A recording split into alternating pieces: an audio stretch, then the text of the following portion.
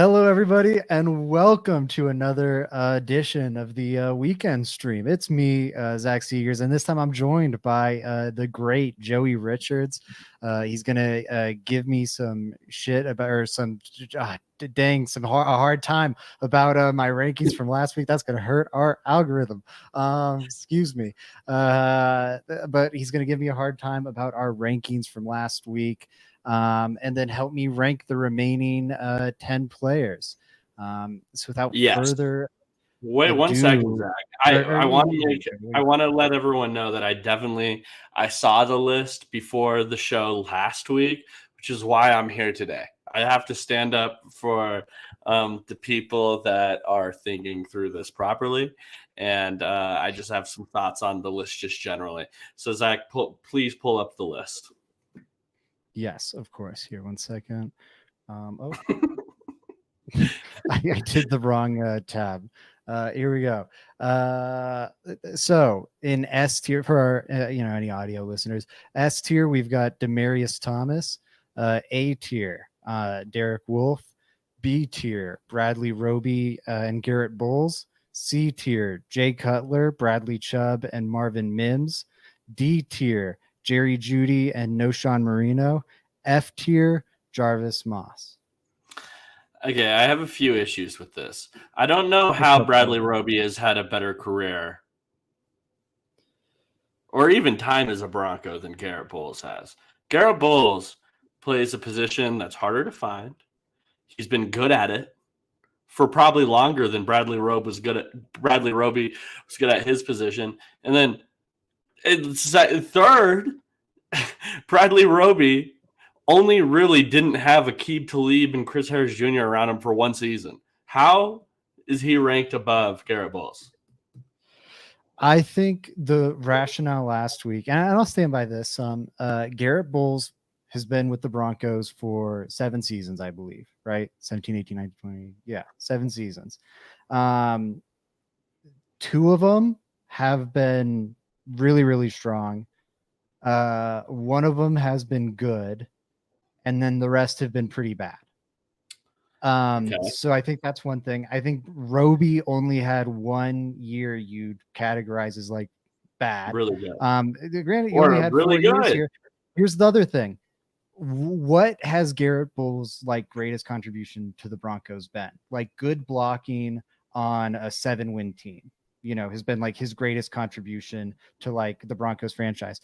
Bradley Roby is the reason not the reason, but is one of the reasons they managed to win Super Bowl 50.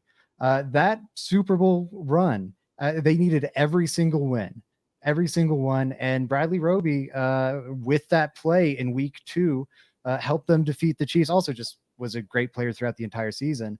But that one play won them that week 2 game. They don't win that game. They are traveling to Foxborough for the AFC Championship. I doubt they win that, especially with how down to the wire that one went, where Bradley Roby also had a big play at the end to seal that game. They probably win if that game's, or the Patriots, that is, probably just win if that game's in Foxborough, and you don't have a Super Bowl 50 victory to celebrate. So I think that's the thing. I agree that Bolles should probably be ahead of Roby, but I think that's the rationale for Roby ahead of Cutler, Chubb, and Mims. And I do think he deserves to be that tier ahead of them. Let me tell you the fucked up thing about offensive linemen, Zach. It's because you just now you're swearing. Our algorithms tanked this episode, Joey. We're already ticked. We're done for. Let's just keep it going. Yeah.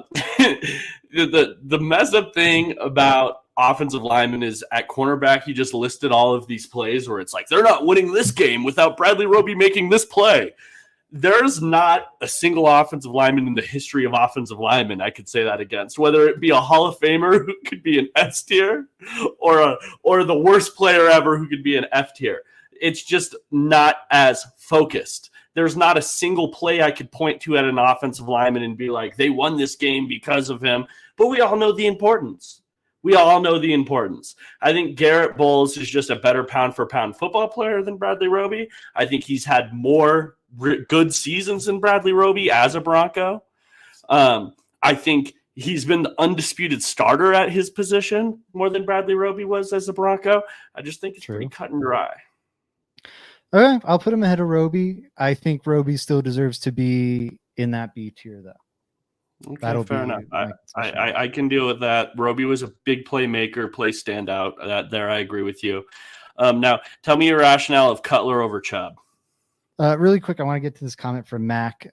He says, yeah, I like Roby as a C also, but I do remember Bolles hugging dudes for a few years. And I think that's the thing. Like right now, I agree. Bolles, right now, it's easier to put him as a B. Those first 4 years of his career or whatever were real rough. What's my rationale for Cutler in C tier? Is that what you're asking? What's your rationale of Cutler over Chubb? I think that's just the order. I would, man, that's a good question. I think it was the order they came up in. If I'm being honest, I think it was the order because I don't know. Looking back at that, I don't know what I was thinking. It should have been. This is why I'm here, folks. This is why I'm here. I will say. Here would be my argument for it. Cutler played a more valuable position than Chubb, and I don't know how much like of good Chubb play you got, like maybe a year and a half-ish, or like a year and 3/4, 2 years, all said and done. Okay, 2 years, and then I think you got that from Jay Cutler as well. The year before he gets traded by McDaniels, he's a quarterback, that's throwing for 4,500 yards and 25 touchdowns in 2008. So I do think, and went to the Pro Bowl that year, which, that's not the most impressive accomplishment. Simeon made it too. But he was a good starting quarterback.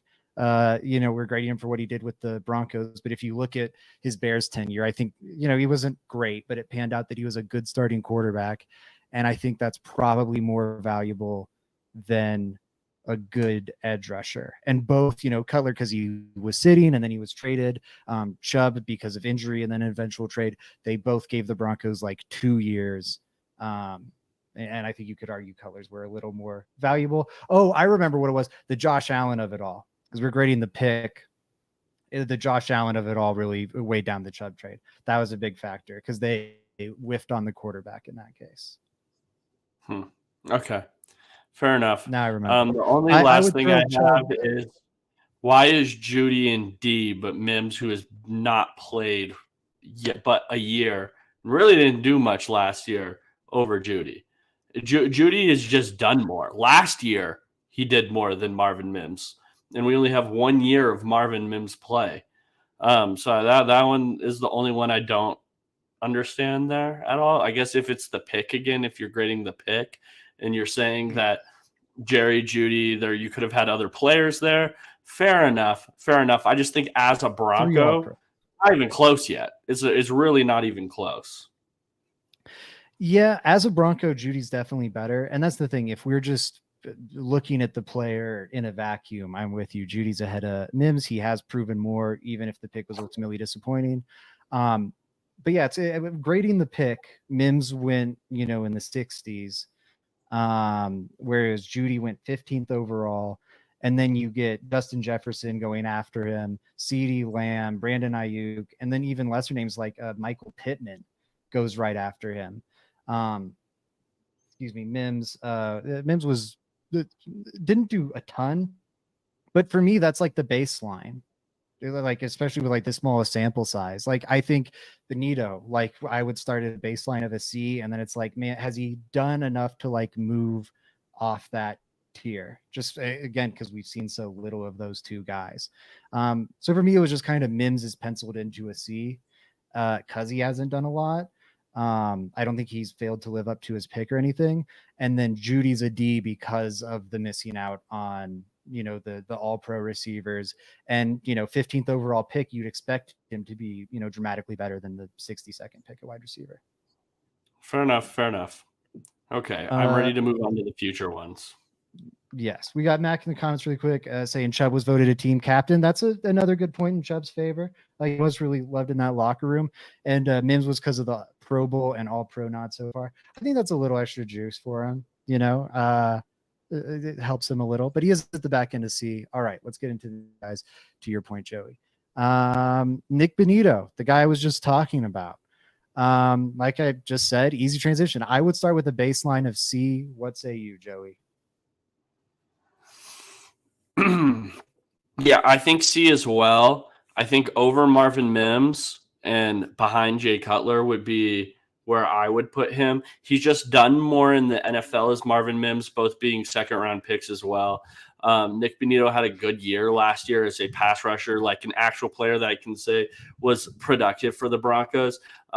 And will have a role in the league for a very long time, putting up stats. I think he's just more productive at his position than Marvin Mims was at his position. They're only drafted a year apart. I have Nik Bonitto a little above Marvin Mims, and it wouldn't shock me to see him climb this ladder as he develops as a Bronco. I'm pretty high on Nik Bonitto right now.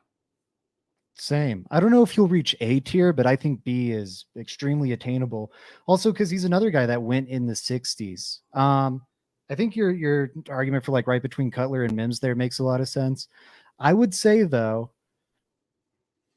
and it's tough because we haven't seen much of Bonitto. He's had like one really good season, or like one good season, one truly good season. I mean, because his first year he was just like rotational bit starter.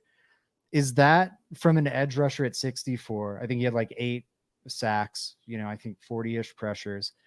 One season of that from an edge rusher at 64 better than, what Chubb gave you at pick 5, also considering, the Josh Allen of it all. So I don't think so. And here's the reason why. Because Bradley Chubb's tenure as a Bronco ended up in him still getting you a first-round pick in a trade. I don't think if you traded Nik Bonitto right now, I don't think you're still getting the 64th pick right now. They would be wondering why you're giving up on this guy right now, and I don't think you're getting his same value back, whereas with Bradley Chubb, 5 years down the line, he was still worth a first-round pick. He was drafted as a first-round pick. 5 years down the line, hey, we used that 5 years, and he's still worth a first-round pick. I think there's something to be said for that. I think that makes sense. And then Cutler, the 2 years of quarterbacking. And then what? To your point, what did they also get in that trade? They got Kyle Orton and what else did they get? Draft pick. A lot of that was screwed up, though. It was just Josh McDaniels being a fucking idiot and wanting him out of there.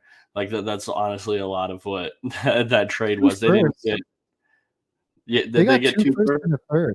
They got 2 firsts and a third, which I mean that's a lot of value there from Jay Cutler. So yeah, I think that is a pretty perfect list right there in your C tier.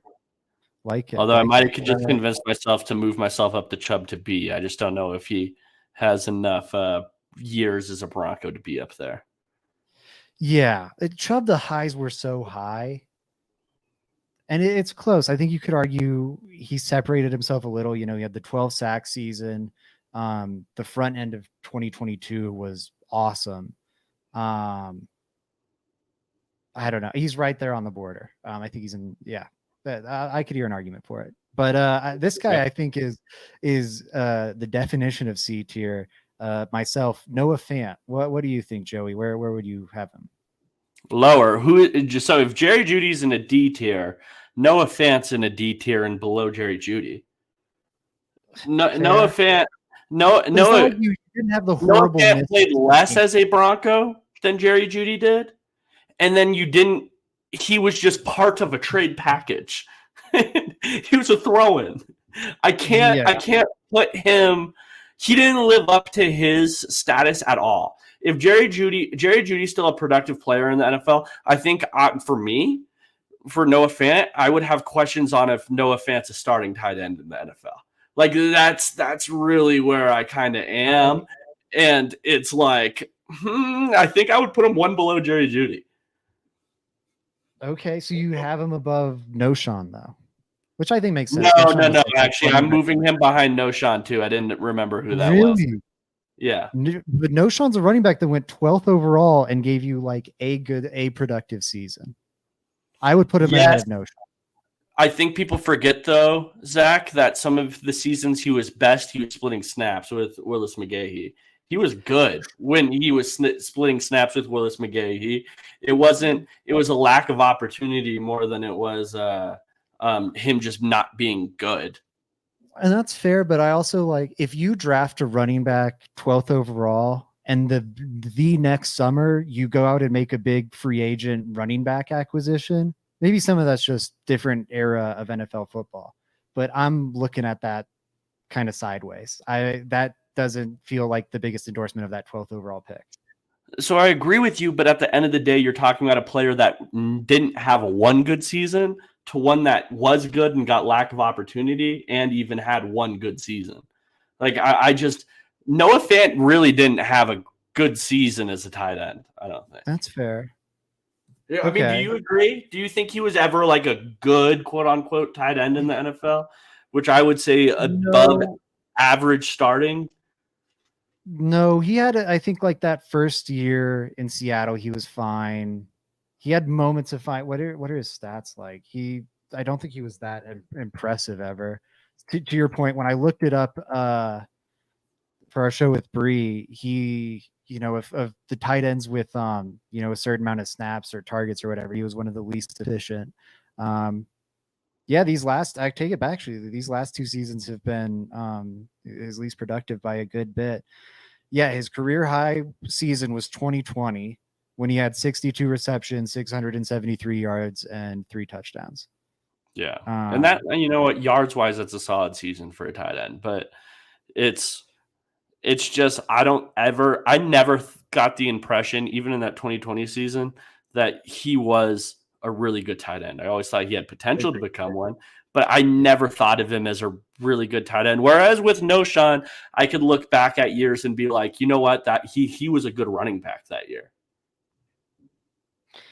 Mac TV says Noah, but I think to your these guys are all just Jake Butt. Different jerseys take. Yeah, I think that's pretty dead on. Okay, you've swayed me. I think more D. I'll put him even behind Noan. Wow, we have him as the second worst pick right now, only ahead of Jarvis Moss.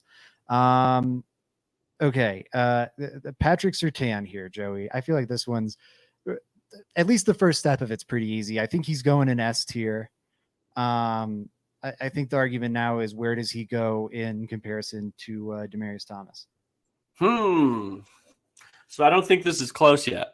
I think Patrick Surtain has had a really, really good start of his career where it's unbelievable. Like if you're just comparing starts of career, it's better than Demaryius Thomas, but we're comparing a guy that had an entire career as a Bronco and should be a Ring of Famer to a guy that if he retired right now, I mean, it's not like he's a Ring of Famer. He's had some really, really good years. 3 back-to-back, 3 years back-to-back of being an elite level corner. Demaryius Thomas just has the longevity over him. So, yeah, I mean, if Derek Wolfe's in your A tier, I do think Patrick Surtain, just off these 3 years, which is crazy enough to say, is still in your S tier. He's just behind Demaryius because of longevity.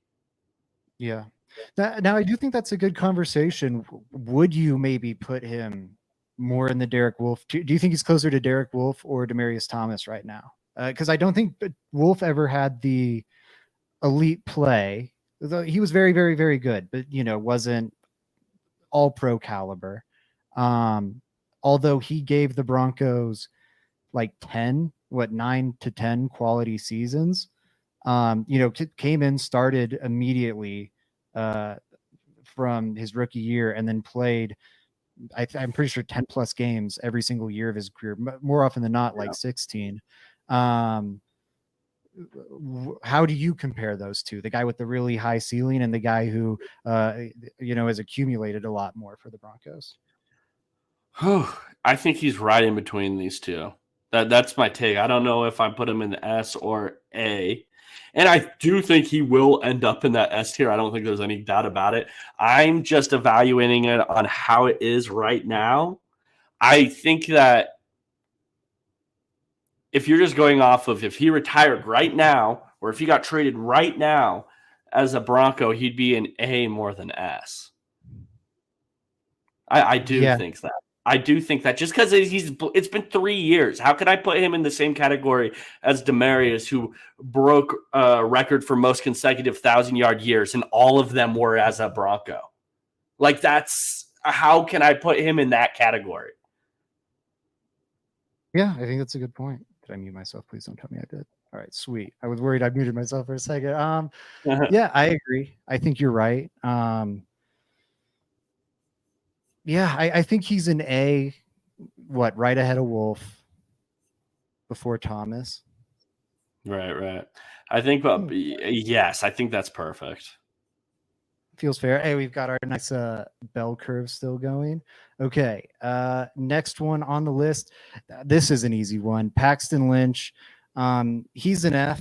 And then, is he ahead of or behind Jarvis Moss? Okay. I think, man, I think he's below Jarvis Moss just because of the disappointment it was. You can kind of live with a bust defensive end edge rusher more than you can live with a bust quarterback. When it's as big of a miss at quarterback as Paxton Lynch was, his biggest highlight as a Bronco being a game where he just happened to step in against the Buccaneers, and then also a hole in the wall at the Broncos practice facility. I think he is an F. I think he's the worst Bronco part of this list. Yeah. I mean, when you see this guy go even over and play in other leagues, right? Like, not the NFL. He's in other football leagues, and he's failing in those. It really is like, woof, man. That's not good. Shout out. Who remembers when he was on the Steelers preseason team too, and he went off against the Broncos? It was the Seahawks. Is that maybe that's who it was? Yeah, I think he was playing for the Seahawks when he went off against the Broncos, but then he also spent time on the Steelers. But yeah, this is a guy who couldn't cut it in the UFL or the CFL. He got benched in the USFL by like the Michigan Panthers or whatever. He was a first round pick in the USFL, got benched there. I think you're right. The big knock on Jarvis Moss is he did like nothing in his Broncos career. I just, looked up some stats quick. Jarvis Moss, it's true. He did almost nothing in his career. He did appear in 25 games. He was able to get on an NFL field for 25 games. Paxton Lynch played 5. And I think and it was 5 bad games where he was like actively hurting your chances of winning. So yeah, I think we're right here. Paxton Lynch behind Jarvis Moss. He is the floor of this list. I don't think Sylvester Williams or whoever else is going to top him. Fair enough. I mean, I agree with you. And I'm interested to hear about this next guy on this list, Zach, Robert Ayers. I'm curious to hear what you think about Robert Ayers. He was, I think, weirdly enough, the first guy we started talking about when this exercise came up. What do you think about Robert Ayers and where he should fall? So just thinking about this out loud, because I'm actually trying to place him for the first time right now. I think that he is behind Noshan, and I'm struggling between him and Fant. That's my argument right now. Who do I put in front, Fant or Robert Ayers? Robert Ayers had a really good season as a Broncos player, and it wasn't like an elite season. He just was a good player, and then he went on to have another good season with the Giants after that, if I'm not mistaken. Robert Ayers stuck around in the league for a little bit. He was a good pass rusher. He never really got his run game going at all. From the University of Tennessee, I liked Robert Ayers a lot at the time, but it's pretty much the same argument I would have with Noah Fant. And since you told me his Noah Fant's 2020 season, that kind of is the same to me as Robert Ayers' one good season as a Bronco. So I'm struggling between those two. Well, where would you place him? Yeah, it's tough. I don't know. I think I would put him behind Fant because Fant at least started. Looking at this, he barely started for the Broncos. Right. They gave him like the 2010, 2011 season, and then he was like right back on the bench. until he got to the Giants, and then actually played a good bit for Tampa. I'm trying to look at I think maybe you go Fant in terms of approximate value, which is a catch-all metric that Pro Football Reference has. It's definitely, not gospel, but I do think it's like a little helpful for comparing, players across positions. Noah Fant got 15 approximate value points during his time in Denver. Robert Ayers got 11, 16. But a lot of that is he was here 5 years, and Noah Fant was here 3. So it's kind of a case of peak versus longevity.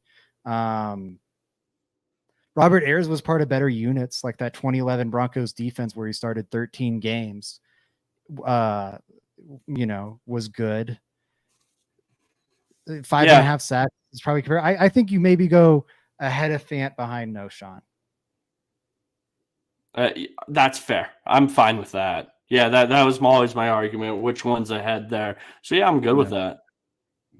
All right, now this one I got to give you the floor for, Joey. One of your absolute favorites, Ryan Clady. I don't know where he went in the draft. I'll try and get that really quick. It was 12th. I remember 12th. It was 12th. Yeah, 12th overall. The Bo Nix pick. Where are you throwing Ryan Clady, Joey? All-time favorite player. So I think he's an A tier, if I'm being honest with you. His career was short, but if I'm just evaluating, I mean, it's really not even close. If I have Surtain playing 3 years in the NFL at a elite level in A tier, Ryan Clady was a damn good tackle, all pro level tackle. Didn't allow a sack in a season for a couple of those seasons at left tackle for the Broncos. He was like where Patrick Surtain was now when he was in his 4th year as a Bronco, right? Like that's who Ryan Clady was. So if I have Patrick Surtain there, I have to put Ryan Clady there. Derek Wolfe had more longevity. I just value the elite level tackle play you got from Ryan Clady a little more than the longevity of Derek Wolfe. So I'm going to put him in between Surtain and Derek Wolfe. I'm going to give Surtain the edge just because I don't think he's going to have an injury that ruins his career. So I think I'm going to put Surtain a step ahead of him, but I'm putting Ryan Clady in between Derek Wolfe and Surtain. I think that makes a lot of sense. And I think you could argue for Clady ahead of Surtain. If we are going to do like what you suggested, look at these first 3 years. Clady made, all second team all pro as a rookie and then first team all pro his second year. At tackle, that's ridiculous. By the way, all pro is the tackle at rookie. Whew, that's absurd. And he finished 3rd in offensive rookie of the year voting as a tackle. Yeah. Absolutely insane. So I think those are some really impressive things in his corner. And then Surtain, as strong as the start of his career has been, I think he only has one first team all pro nod. I don't think he has a single second team all pro nod, which, would give Clady the edge early on in his career. And then year 4 of Clady's career, he makes the Pro Bowl. Year 5, he's a first team all pro and a Pro Bowler for put him above Surtain. 2014, he's a Pro Bowler for another highly competitive Broncos team playing meaningful football. I think we're going to get some upset comments about it, but yeah, I think he belongs ahead of Surtain. I'm about to go get my framed jersey of Ryan Clady right now and celebrate with it. I don't know. All right, now here I got to catch up on some comments. I feel like I've been neglecting the viewers. Paul making fun of John Elway for not even meeting with Paxton Lynch before drafting him. I think that's very valid. You should really be researching these guys pretty closely. Says Madden cut Paxton Lynch too even. Enjoy that. Mac TV said he was a fan of Ayers and thought he was a versatile player. Paul says Mayock had him as the best player in the draft. That is crazy. That was Robert Ayers, maybe? That's crazy. So Robert Ayers equals DeMarcus Walker. I could see some of that. What draft pick had the most success after leaving Denver? Who? Out of these players of here right now? Ryan Clady didn't. Derek Wolfe didn't have much success. Bradley Roby, maybe it's literally Bradley Roby, which is kind of crazy. I don't know. No, I think Jay Cutler. Jay Cutler had the most success after. Yeah, but Jay Cutler was never an elite quarterback in Chicago, but he had a couple of years when they had Alshon Jeffrey, Brandon Marshall, when they had Matt Forte in that offense down there where he did good. It was a lot of interceptions, though, I do have to say. I just think he had the best, which is, man, it's saying a lot that the Broncos got rid of these players at the right time. None of these guys went on and prospered after them, really. Yeah. Jay Cutler's definitely the one you're regretting the most. He had 6 seasons for the Bears. Shoot, I'm counting horribly. 8 seasons for the Bears. 154 touchdowns, 109 interceptions. What, 23,000 yards over those 8 years. It's like 3,000 per, little less. Not that great. But yeah, I would agree. That's probably the one they missed out on the worst. Fun pod story real quick. Absolutely. Run it. Okay. Because I feel like this is our more intimate crowd here. I feel like it's a fun story. After Ryan Clady got traded, but while he was still in Denver, my dad for Halloween, right? This is a crazy story. It's probably not okay. Dressed me up when I was a kid in a Jay Cutler outfit, right? This is Halloween. I had a Jay Cutler jersey on, but with a big baby bib and this massive pacifier on my chest. It made me go ring his doorbell and trick or treat and around his entire neighborhood. This is a story. My dad felt much the same way about Jay Cutler. There was a lot of Jay Cutler hate in the Denver area. Now looking back, I think Josh McDaniels was the bad guy in that situation. I was wondering earlier if you were going to tell your Noah Fant story, because talking about tight ends being drafted in the first round. Yeah. That's for another day. That's for another day. I got that one for the show, though. I will do that. All right. Quickly moving on to Shane Ray. This, I remember being so hyped for this pick. Because right before the draft, he was thought of as this top 10 pick at edge. Has a marijuana charge right before the draft. Drops to the end of the first round. The Broncos snatch him up, and I was like, oh my God, this is the next. I thought it was going to be like the Bradley Chubb Von Miller pairing. I'm like, here we go. We got the 2 elite edge rushers. We're going to pair them up. This is going to be sweet. And he did very, very little. I think it's probably, I don't have his stats up in front of me right now, but I'd say he probably falls in the D tier off the top of my head. Yeah, I think he's on the bottom of the D tier or the top of the F. I think he would be above F because of the teams he contributed to, right? Like he was part of better teams than these guys in the F tier, playing behind elite Hall of Fame talent, right? And got snaps on the team with another guy, Shaq Barrett, who obviously turned into a damn good football player for the Tampa Bay Buccaneers. So I think I'd put him in D, but I don't think he ever had a season that Noah Fant had. I don't think he ever had a season Robert Ayers had, who played the same position as him. So I'm going bottom of the D tier. Okay, he'll be my counter. So for the most part, you're right. The 3 of his seasons here, he did nothing. If I look at stats from 3 of his years really quick, he has 7 starts, 6 sacks, and 46 tackles over 3 full seasons. And only one of those is the 2015 season where he's buried behind all those guys. The one year he has that I think is probably better than anything Ayers had or anything Fant had was that 2016 season. Appears in all 16 games for the Broncos, starts 8 of them, has 8 sacks, 2 fumble recoveries, a forced fumble.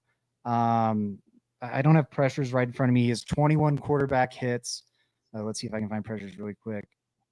That makes no sense. Oh no, 4 pressures. What? Oh no, that's 2018. I'm sorry, they don't have it for 2016. That would be why. Okay. But anyways, 21 quarterback hits, 8 sacks, 6 tackles for loss. I mean, it's not outstanding, but that might be enough to throw him ahead of Ayers for me. So here's the thing. I think some of this is benefiting off of Von Miller and stuff like that, and all of that, like some of these stats you're reading off to me. Robert Ayers, and here's a example of this. And Paul, I'll go through my phone and try to find a picture of that, and I might post it in our YouTube community tab or something so you guys can see it. But Robert Ayers went on the very next season after he left the Broncos. His last season was his best year, and then the season as a Bronco, and then the season after that, he had his actual best year as a Giant, if I'm not mistaken. Shane Ray immediately left the Broncos and was terrible. He didn't land anywhere. He didn't do anything. He has not so played another. That kind of reads to me as, okay, this guy was benefiting off of an elite Broncos defense through these years. Like that's what that reads to me as. It's like these stats are better because the talent was ridiculous when Shane Ray was on this defense. That's just I think that makes a lot of sense. And then you've got Noah Fant playing with Drew Lock, Teddy Bridgewater, and I mean, who else? Joe Flacco, Brandon Allen. The best game of Noah Fant's career is probably with Brandon Allen at quarterback. Absolutely crazy. I'm with that. Okay, so Shane Ray at the bottom of D tier. This guy I think is going to fall in a similar range. He's maybe the most. It's honestly perfect. You just said who is this, because he's I think the most forgettable member of this list. This is Sylvester Williams from the 2013 NFL draft. Okay. The least notable of the interior defensive linemen on the 2015 Super Bowl defense. Yeah. So I have him in C tier. He started on a really good defensive line, won a Super Bowl as a Bronco, started there for a few seasons, right? And just because of the accolades and the success the team had while he was a starter on a defense that I would consider the best of all time or up there with the best of all times, I have to put him at least in C tier. I don't feel like it would be right for me to put him any lower, just because I don't think the best defense of all time has a D level player even starting on it. So I think I'm obligated to at least put him in C. Okay, that's fair. I'd put him at the very back of C, though. I do think you can argue he's a D tier guy. Helping him out is that the 2013 draft just had no talent, historically bad draft. So again, grading the pick of it all, that helps it be, not so bad of a pick. But what we were just saying about Shane Ray, okay, I think he might have just, you look at what he did elsewhere, maybe he was just benefiting from the awesome talent around him. Sylvester Williams, I don't even know if he was benefiting from the talent around him, like the Derek Wolfe outperforming him, Malik Jackson outperforming him on that interior, Terrence Knighton outperforming him on that interior, being a more valuable part of the 2015 Broncos defense, or that era of Broncos defense where they were playing such good football. And then I don't know what he ate up snaps. He ate up a lot of snaps between 2014 and 2017. And to your point, those are some prime years for the Broncos. I'm okay putting him in C tier for that, for his contributions to like high-end winning football. But I don't know. I wouldn't put him ahead of Bonito. If you wanted to put him ahead of Mims, I could, but that'd be my ceiling. I think he's somewhere at the back end of C. I think back end of C is fair. I do think it's hard for nose tackles because he was a nose. He was a very undersized nose for the Broncos during those times to accumulate any type of stats or anything like that. I totally agree with you that Terrence Knighton was absolutely a better nose guard. Quiz though, Zach. Look me in the eyes. Don't look at anything else. Where did you go to college? Terrence Knighton? No. Sylvester Williams. Oh, North Carolina. There you go. I love it. All right. I agree with you. Back in the state. All right, back to Steve. I said I got my weird draft knowledge. I remember those the schools. I used to be a Walter football dork before I realized Same. how awful Walter football is. Where did Tim Tebow go? By the way, that documentary I thought was fairly disappointing. I thought they pulled a lot of punches. But anyways, Tim Tebow, where are you? He's a complicated one, I feel, to rank. Where would you throw him on this tier list? I feel I have to put the memories involved in this one a little bit. I do. I agree. I agree in valuing that stuff. So I won't push back there. I mean, literally, other than the year they won the Super Bowl as a kid, the Tebow year where he started, and we add that whole year where he came in for Kyle Orton, that was the most exciting year of football I felt like I've seen as a Broncos fan. I don't know if we really ever appreciate just how ridiculous that year was. Who remembers that Bears game where if Marion Barber doesn't fumble, we don't even have a shot to win it. Or go out of bounds. We ran out of bounds. Or just run out of bounds. Stuff like that. The first game he came in against Miami, where I think it's rolls right and throws it to Julius Thomas. Like all of these types of plays were ridiculous. I have to put him. What was that? The Jets one where he scrambles late in that one to win the game. The Steelers moment. The Jets one was crazy. DB coach, I don't know why I remember this. DB coach Jim Leonard of the Broncos right now chasing down Tebow in the backfield on that play. That was Jim Leonard. That was the DB coach of the Broncos. But beat the Chiefs with 2 completed passes. Yeah, I mean there were this year was just ridiculous. I feel like I have to put him above Judy for sure. I don't think I'm not putting him in D because this sounds crazy because I do think Judy's a better pound for pound wide receiver than Tebow is a better pound for pound quarterback. But he just accomplished more as a Bronco. He did. That season was ridiculous. So somewhere in C for me. I'm with you. I would put him let's talk the same position. I'd put him ahead of Cutler. Yeah. And Cutler goes 12th overall. Cutler's the 12th overall pick, or not 12th. I'm sorry, 11th. Goes even higher than Bo Nix. Tebow's 25th, right? I think they even traded back for him, or maybe that was the one they traded back up into the draft for. But goes lower, and I'd much prefer the Tebow run. The stats are absolutely going to be in Cutler's favor. I think Cutler's probably the better quarterback, but in terms of what was the better Broncos pick? Who gave the Broncos more? Truly, I'd say Tim Tebow. I think in a way that's not very quantifiable, but I think to what you just said, one of our most favorite seasons as Broncos fans. And I think you could interview any Broncos fan and it would be up there for them as some of their favorite football memories. That's what we're in this for.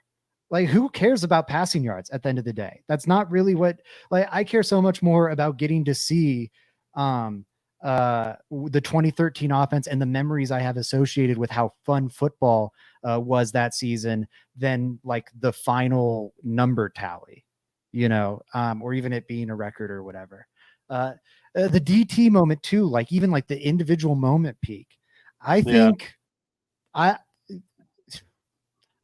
think he's in B ahead of Roby. I'm putting it. I would vote for B right ahead. Ooh, okay, so you're higher than I am. You're putting him a B. I don't know. And I understand it's an entirely sentimental argument.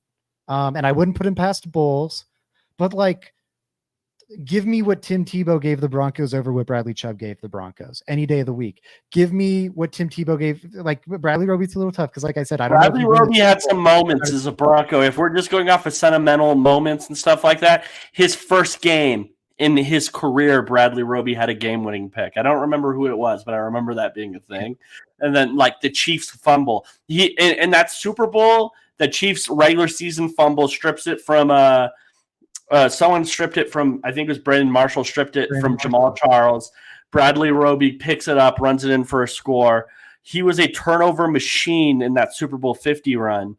I think, like, if there's a sentimental argument here, obviously Tebow probably, like, just off of moments, tops Roby. But Roby was a better cornerback, a better football player than Tim Tebow was, while also having moments. So I can't do that. Here's what I would do. I would put him. What was that? I said back of B. I'd put him in C. All right. And I'm trying to argue with Bradley Chubb or Jay Cutler if I want to put him. I think I want to put him below Jay Cutler. That would be mine. Oof, I know we disagree there. I'll let you have this one too, by the way. I'll push. Yeah. I think what he gave the Broncos is so much preferable. I hear you. Cutler's the better player, but man, that Tebow run was something very, very special. All right. Where else could we possibly end it? Von Miller.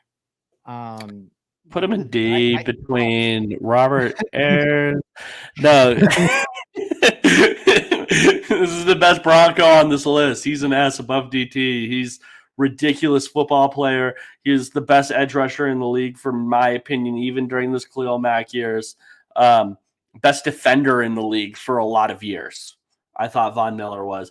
Von Miller is ridiculous. He's a freak show athlete, and he matched it with elite level technique, which allowed him to be undersized at the edge and be one of the best run defenders in the NFL, as well as matching that with being the best pound for pound pass rusher, I thought, in the NFL at the time. So he's the number one. He has a Super Bowl MVP, had iconic moments during that playoff run, interception against Tom Brady. There's a ton of sacks between him and DeMarcus Ware. Destroyed Cam Newton. And every single year as a Bronco, he was elite. Up until they traded him. Literally, he was good. And then after they traded him, he was really damn good. That Rams run he had was really, really good. And the start of the Bills before he got hurt was really, really good. Von Miller is just ridiculous. He's ridiculous. You can put him against any edge rusher of all time, and there will be an argument there of who had a better prime, because Von Miller was ridiculous. He was insane. So Von Miller's S on this. Fully agree. I think he's the top guy. Goes second overall. Just to talk about, we've talked about who else was picked in those drafts. Goes second overall and is, I don't think there's anyone else you want at that slot. I think the only debatable one is J.J. Watt. And J.J. Watt, someone who is tied for the NFL record in terms of Defensive Player of the Year wins, has some of the most all-pro nods ever, finished second in the MVP voting one time. And that's the only guy who I think has the conversation with Von Miller as like the best player in a 2011 draft that is arguably the best draft in NFL history. Yeah, that draft was crazy. It's insane. In terms of like stats and accolades, Von Miller is off the charts. Contributions to winning. Obviously, you mentioned the Super Bowl 50 win. Where he's the Super Bowl MVP and the MVP of the team for that entire season. It's not like a Malcolm Smith thing where like, wow, that was a crazy game. No, he was the engine of that team. Absolutely deserved to win Super Bowl MVP. I'm trying to think like what else. Longevity, knocked that out of the park. Hold some Broncos records in terms of like most sacks and all that, which probably never gets broken. I think forced fumbles too, if I'm not mistaken. Forced fumbles too, if I'm not mistaken. Von was ridiculous. Huge. Yeah. Is 2011 draft top 10 ever? I think it's top 2, top 3 ever. I think the one in consideration is 1989, where you have like Barry Sanders, or not Barry Sanders. Wait, no, that's right. Barry Sanders, Deion Sanders, and Barry Sanders didn't go in 8. No, he did. I think it's Barry Sanders, Deion Sanders, and then like 2 other legends all at the top of that draft. Aikman might be one of them. That's probably number 1. 84 is in the convo with all the great Elway, Marino, all that. But I think 2011 is right up there with those. But yeah, let me throw him at the top of this list. Joey, thank you for joining me. do you have any closing thoughts? And then I'll recap the list before we get out of here. I was just happy to come on the show, set the record straight, make sure your list is appropriate. Who knows what could have happened if I wasn't here? Von Miller could have been between Robert Ayers and Noah Fant. Who knows? So I'm just happy to. Obviously joking. Zach, thank you so much for having me on, dude, on your weekend show. This is a blast. I liked ranking through the Broncos. It brought back some memories too. Some that I haven't thought of in forever. I mean, going back through the memories of some of these players, right? We're literally reciting these off the top of the head. It's not like I watched a bunch of videos and looked through all the stats before this pod. No, these were just straight up memories of these players I had off the dome. Like seriously, just reciting them, and it just shows how much we've been paying attention to the Broncos and how much we love the Broncos. So yeah, this was a blast. I hope the audience liked it too. Same, and fun to think about these eras. Kind of not focus so much on it's been a rough stretch for the Broncos. So thanks for joining me, Joey. Everyone, make sure you tune in next week. We'll be here, same bat time, same bat channel. Leave questions in the comment section below. We haven't talked about a Monday show, but we've been meaning to do a mailbag at some point soon. So if you leave your questions, I'll grab those, make graphics out of them. You'll get on the show and be included on that. So comment your questions. Check out the website. I just published my tight end position review today. We talked about every tight end on the roster. Made me very strongly against Adam Troutman. There's some crazy Adam Troutman stats in there. I also want to say thank you to Paul for saying Zach, Joey, and Bree all belong in S tier. But Joey, shout out whatever you have, and I'll wrap it up here. Follow me at JR Draft. That's all I got. I have an article coming too, but yeah, keep an eye out for it. We'll be going. Absolutely. Well, thanks again, everybody. Go Broncos. I got to run through this one last time for the audio. S tier, we've got Von Miller and DT. A tier, we've got Ryan Clady, Patrick Surtain, and Derek Wolfe. B tier, Garrett, Bolles, and Bradley Roby. C tier, that's going to be Chubb, Tebow, Cutler, Bonito, Mims, and Sylvester Williams. D tier is Judy, Knowshon Moreno, Robert Ayers, Noah Fant, and Shane Ray. And then F tier, Jarvis Moss and Paxton Lynch. Thanks again, Joey. Thank you, everybody, for watching. Go Broncos. See you Monday.